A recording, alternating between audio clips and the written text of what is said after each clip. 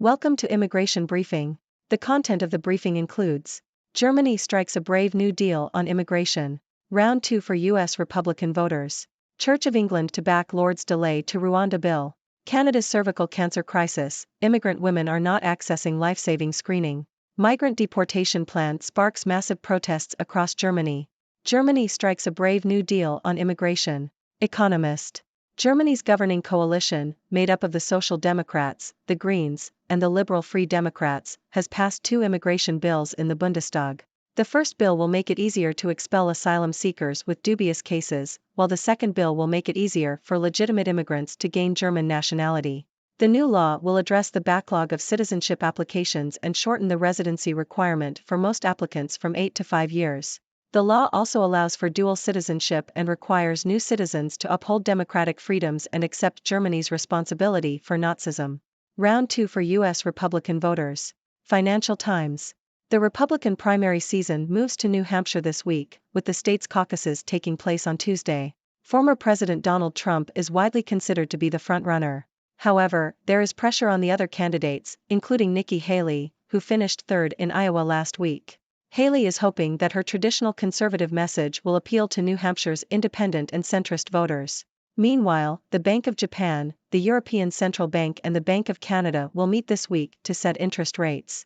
However, no changes in course are expected. Other economic data releases include U.S. fourth-quarter GDP figures and the latest Purchasing Managers' Index reports for manufacturing and services across the G7 nations.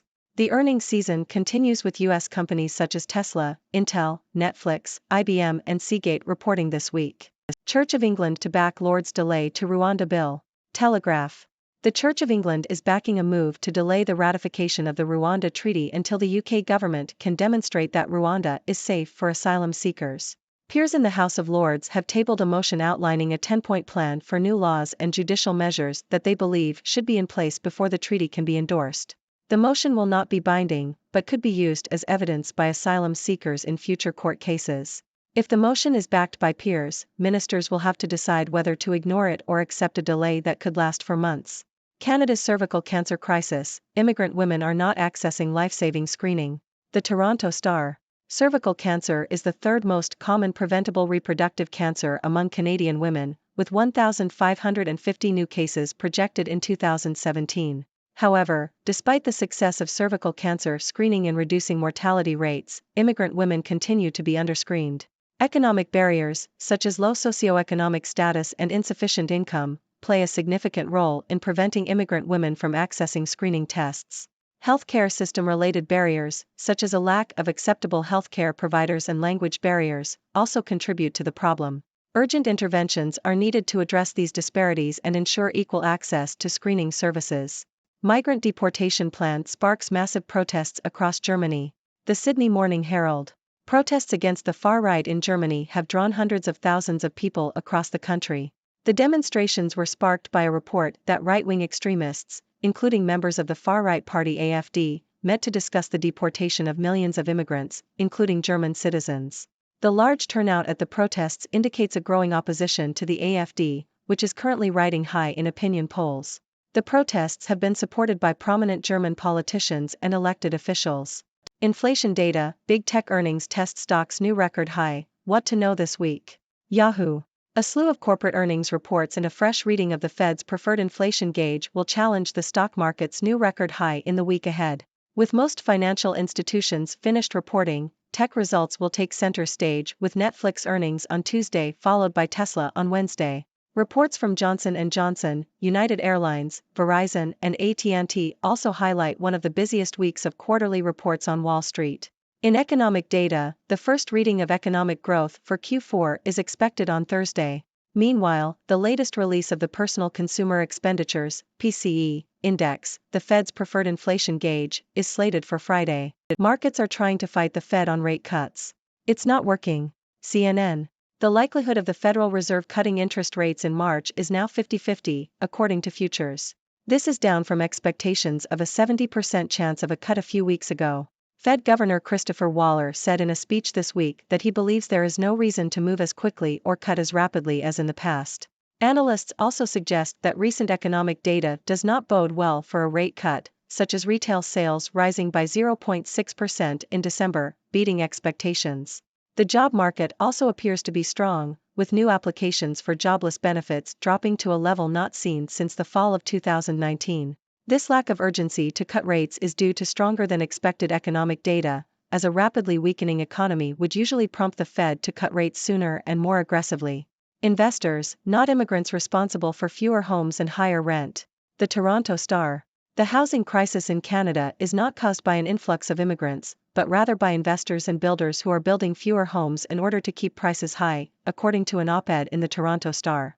The article argues that claims that Canada's plan to bring in 500,000 permanent immigrants by 2025 will require that many new homes lack context, as between a third and a half of new permanent residents are not new arrivals needing new housing. The op-ed calls for permanent resident status for all temporary workers and students, and increased investment in construction to alleviate the housing crisis. Linking immigration to the housing shortage may be missing the problem, experts say. CBC.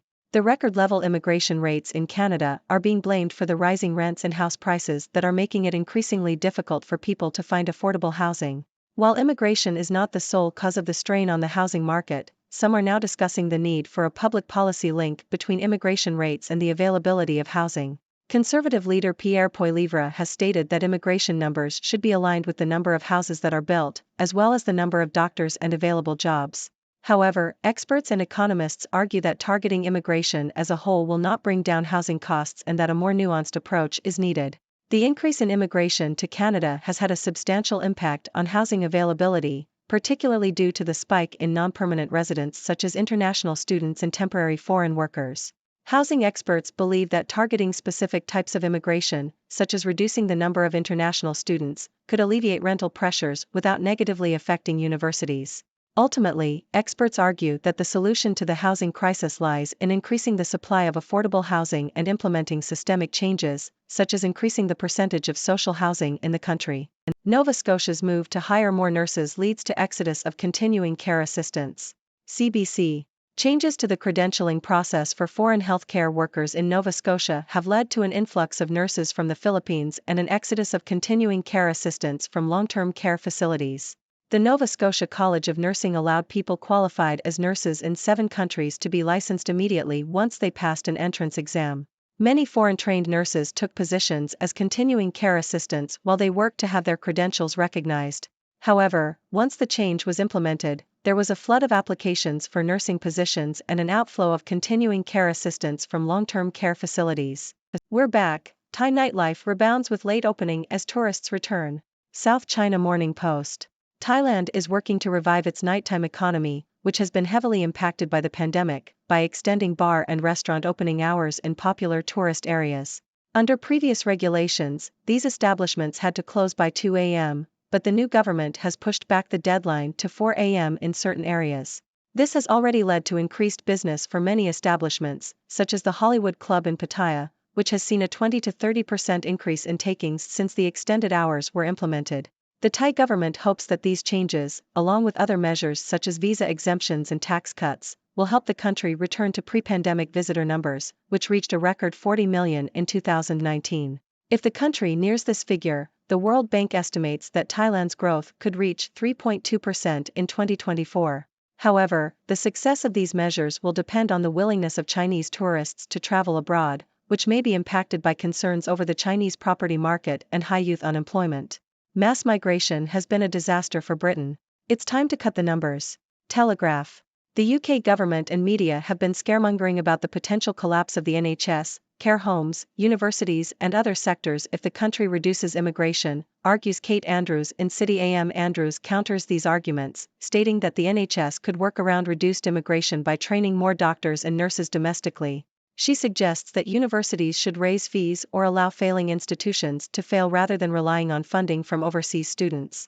The social care sector could function without large-scale immigration if wages were increased, she suggests. Restaurants say surcharges are necessary, but experts say extra fees are running rampant. The Sydney Morning Herald. Restaurants, cafes, pubs and retailers are increasingly adding automatic surcharges to customers' bills to cover fees from payment providers. The decline of cash payments since the pandemic means more customers are being slugged with these in a trend that experts say is highway robbery. Going to India? You'll need vaccinations mainly for the visa process. The Sydney Morning Herald. The process of applying for an online visa to visit India is proving to be a difficult task. The writer explains that they are preparing to visit India with their sister, but the online visa application has them confused and struggling. The application requires a photograph that must be a certain size and format, and the writer's hyphenated name causes issues with the system. The application also asks whether they have been engaged in any acts of violence or terrorism, which the writer finds offensive. Despite this, the writer is determined to enter India and ends the article with the word Namaste as a sign of respect. Unrest in rural Ireland as locals declare there's no room for asylum seekers. The Sydney Morning Herald. Protests have erupted in rural Ireland over the government's handling of a surge in migration. The unrest stems from the government's decision to house asylum seekers in small towns and villages that are ill-equipped to handle an influx of migrants. Demonstrators are concerned about the strain on public services, such as housing, healthcare, and education, as well as the impact on local communities. In some extreme cases, public buildings have been set on fire in protest. The rise in migration to Ireland comes amid a housing shortage and soaring rent prices. The government has admitted that there is not enough room to house new arrivals and has even offered tents for asylum seekers to sleep in. The protests have prompted the Irish government to promise additional resources, such as policing, education, and healthcare, to areas most affected by refugee arrivals. However, the protests highlight the tension and discontent among many Irish voters who believe that the country has taken in too many refugees. That's all for today's news. Let's recap what we've covered. Germany has passed 2 immigration bills, making it easier to expel asylum seekers with dubious cases and granting German nationality to legitimate immigrants. The U.S. Republican primary season moves to New Hampshire, with former President Donald Trump considered the frontrunner. The Church of England supports a delay in the ratification of the Rwanda Treaty until the UK government can demonstrate the safety of asylum seekers. Immigrant women in Canada are not accessing life-saving cervical cancer screening due to economic and healthcare system barriers. Protests against far-right groups in Germany have drawn hundreds of thousands of people across the country. The stock market faces challenges with corporate earnings reports and the Fed's preferred inflation gauge. The Federal Reserve is less likely to cut interest rates in March due to stronger than expected economic data. The housing crisis in Canada is not caused by immigrants but by investors and builders restricting the supply of homes to keep prices high. The record-level immigration rates in Canada are blamed for rising rents and house prices, but experts argue for a more nuanced approach. Changes to the credentialing process for foreign healthcare workers in Nova Scotia have led to an influx of nurses and an exodus of continuing care assistants. Thailand is working to revive its nighttime economy by extending bar and restaurant opening hours in popular tourist areas. The UK government and media have been fearmongering about the potential collapse of sectors if immigration is reduced, argues an opinion piece. Restaurants and retailers are adding automatic surcharges to customers' bills to cover payment provider fees. The process of applying for an online visa to visit India is proving difficult for some applicants. Protests have erupted in rural Ireland over the government's handling of a surge in migration, with concerns about strain on public services and impact on local communities. Now, let's dive into some analysis. Germany's new immigration laws reflect a balanced approach, aiming to address both the concerns about asylum seekers with dubious cases and the need to provide opportunities for legitimate immigrants to integrate into German society. This shows that Germany is committed to fostering a diverse and inclusive society while also prioritizing national security. In the U.S., all eyes are on New Hampshire as the Republican primary season moves forward. Despite Donald Trump being considered the frontrunner, other candidates like Nikki Haley are hoping to appeal to the state's independent and centrist voters. It will be interesting to see how the race unfolds and whether any surprises are in store. The protests against far-right groups in Germany highlight the growing opposition to their ideologies. The large turnout indicates that many Germans reject the idea of mass deportations and embrace the values of inclusivity and democracy. This is a positive sign for the country's social cohesion and demonstrates that the majority of Germans stand against extremism. In Canada, the housing crisis continues to be a pressing issue.